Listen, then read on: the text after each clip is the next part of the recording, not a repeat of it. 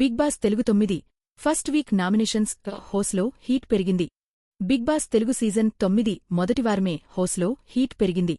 Nagarjuna హోస్ట్గా entertain చేస్తున్న ఈ సీజన్లో ఓనర్స్ వర్సెస్ టేనాన్స్ కాన్సెప్ట్తో మొదలైన గేమ్ నామినేషన్స్తో మరింత ఇంటెన్స్ అయింది.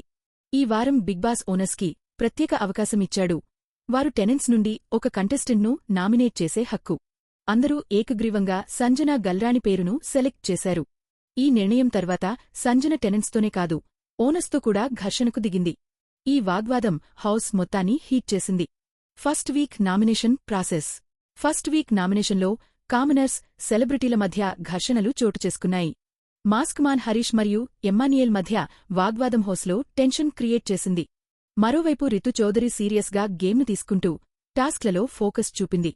సంజనాపై ఫైర్. నామినేషన్ సందర్భంగా ఒక వాక్యం హౌస్లో వైరల్ అయింది. బ్యాగ్ సర్దుకోమ్మా. ఈ మాటతో సంజన గల్రాణిపై కామెంట్స్ వచ్చాయి. దీంతో సంజన ఒక్కసారిగా రెచ్చిపోగా ప్రియా శెట్టితో కూడా ఘర్షణకు దారితీసింది.